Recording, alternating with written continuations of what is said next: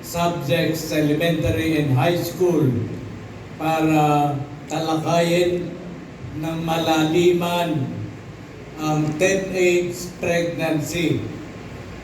Kulang ang training ng mga teachers. Sa science, pwede mo nang talakayin yan.